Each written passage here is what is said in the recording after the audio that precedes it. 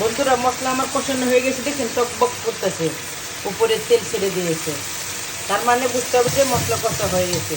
আর ভাজানো সবজিগুলো আমি এখন দিয়ে দিচ্ছি, ডাঁটা আর বেগুন।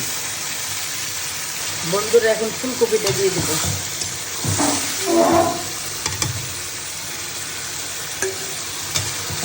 কষা হয়ে গেলে ঝোল দিয়ে দেবো।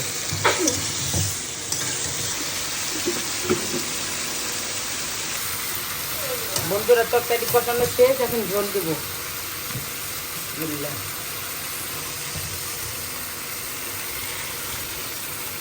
কত তেল দেখ। বন্ধুরা শাক ভাজা করতেছি, পাঁচমিশালি শাক। দেখানি কিছু নাই, তারপরও এটা সবাই পারে।